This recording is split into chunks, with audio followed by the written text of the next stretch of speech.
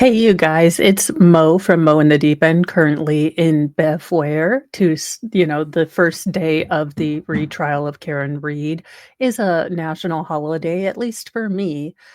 But that being said, there is other news going on, and it does look like Gabby Petito's mother is speaking out more about sort of the things that happened after, uh, you know, uh, her daughter was missing, and then, Brian basically, kinda disappeared, went MIA. So she is speaking about that now. Gabby Petito's mom claims that Brian Laundrie's room was, quote, unquote, "gutted" soon after he went missing. All of his things were gone. So it does look like, and again, this is coming from a mother who lost her child, so I do understand that perspective and, but there does seem to be a lot of involvement with Brian Landry's parents, at least in covering up and trying to protect their child at the expense of Gabby. Whatever they used to justify it, it does seem like they aided and abetted their son after he came home, either with direct knowledge of what happened or not. Now, the parents of murderer Brian Landry allegedly gutted and renovated their son's room while he was missing. So while we were in that little, period where we had no idea where Brian Landry was, apparently his parents were busy renovating his room, according to, Gabby's mother. And this was all while, he was missing and Gabby Petito's loved ones were still searching for her at that time. Nichole Schmidt sat down with Taylor Lautner and his wife Tay on their podcast, The Squeeze, this week to discuss her daughter's story. And she recently came across this stunning claim against the Landrys. I actually found out some information, a few days ago, Schmidt claimed. And I love her lemon sweater, but that's just my ADHD talking, and she matches. That was probably not intentional, but I would be so super stoked with myself if I matched the decor in the background.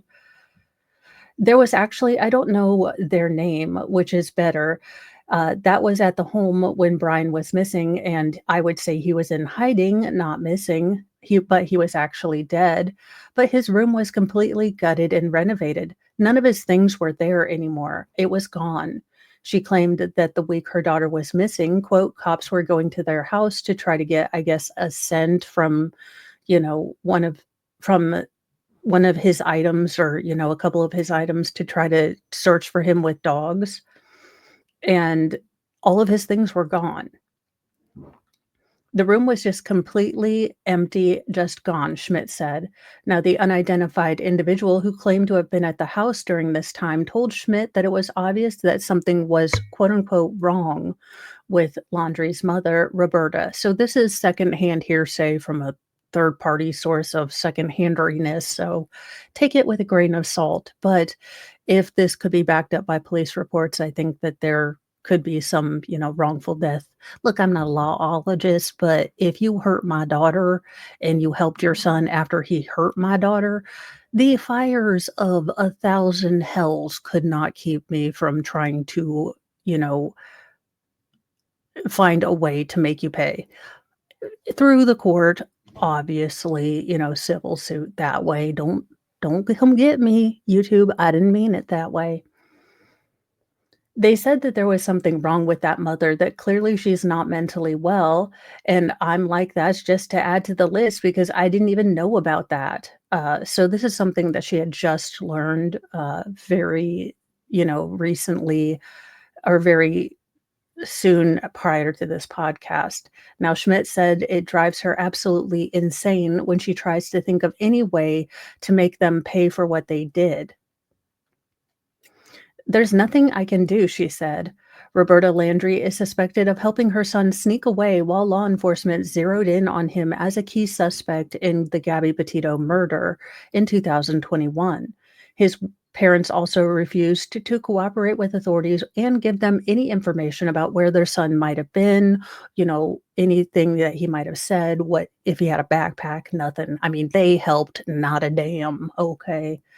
Now, Schmidt took the stage at CrimeCon 2024 in Nashville in June and said she forgave her daughter's killer for what he did. I speak for myself when I say, Brian, I forgive you, she said. I need to release myself from the chains of anger and bitterness, and I refuse to let your despicable act define the rest of my life.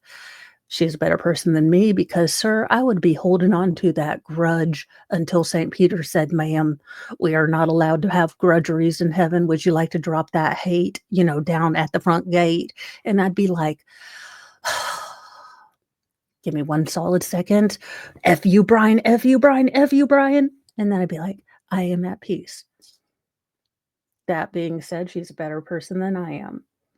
However, as for Roberta, she believed that she had no remorse in her heart. As for you, Roberta, I call you out individually because you are evidently the mastermind that shattered your family and mine with your evil ways, and I see no empathy in your eyes, Schmidt said. No remorse in your heart and no willingness to take responsibility for your actions. Ooh. Hell yeah, I would call her out by her name, like Will Smith would approach me, and I'd be like, "No, I think I will keep her name in my mouth."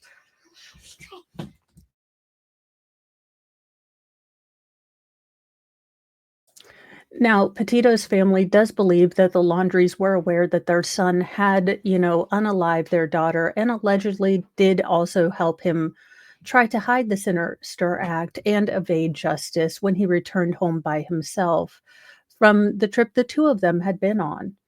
Now, both Landry's parents acknowledged in depositions that they had concerns about Gabby's welfare after their son seemed erratic in phone calls shortly after her unaliving. Landry drove to his, Florida home from Wyoming where he had abandoned Petito's remains. After returning home, he went camping with his parents' sister and her children as the Petito loved ones struggled to piece together what had happened to her, where she was, what was going on. They really didn't reach out to the Petito family at all. Now, the 22-year-old body was discovered in Grand Teton National Park on September 19th, 2021, with investigators ruling her death as strangulation. And again, I mean, think about that. The juxtaposition of going on a family trip knowing you have destroyed a family, and maybe his parents weren't completely aware of what was going on, but they knew that Gabby wasn't with him and that that van that wasn't his was, in their yard, but said nada to no one. Again, I don't care if I think that my son's future girlfriend is cray cray, that she's still someone's baby. She is still someone's baby. Someone held her in their arms and said, this is the start of my brand new life. This is my child. So no matter how cray cray, people that come into my kiddos' lives who maybe they love, maybe they break their hearts, they're still someone else's baby. Now, doesn't mean I'm going to, not have, well, I'm not gonna pray to the goddess of Delta Burke that you gain a bunch of weight. I mean, I can't help, like, my petty doesn't run that deep, but I'm just saying. Now, Landry, as we know, 23, was found no longer living. His remains were discovered in a Florida nature park alongside his backpack and a notebook that held a confession about unaliving Gabby. So, again, I applaud the mother of Gabby Petito, for going on and telling her story. I think that there's a lot of things that maybe we as moms, uh, you know, think are somewhat self-evident as red flags of bad relationships, and we forget that our daughters, these young people don't have the experience that we have, that, red flags don't seem like red flags at the beginning of a relationship. They might seem like caring, like, "Oh, he just cares about my appearance. He wants to make sure that, I'm not hanging out with a bad crowd." It doesn't start off, like, DEFCON 12 Cheryl Noble, red flags. They start off with sort of, it's for, I just want to see you do better. I just want to see you, act more ladylike. I just want to see you, achieve better. Those friends that are really rough around the edges.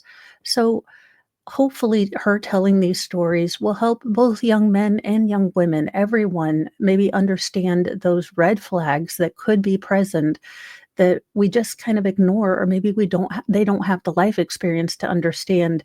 While these seem like cute little things right now, they are indicative of red flags going forward. I, hope she finds peace. Roberta, you kinda sound like a cahoon. Now, but I'm hearing all this stuff about you, hearsay and allegedly, so alleged coontification, if you will. Any hoozle, that is all for this. I will be making shorter videos like these with, longer kind of true crimey things and that kind of stuff as we go into the Karen Read. Thank you for sharing your time with me. I appreciate that you have many choices, so thank you, thank you. Please do all of the YouTubey things, and remember, be kind to yourself, be kind to others, but have a sassy mouth and carry a can of bitch fire because kindness doesn't equal doormats. Bye, my lovelies.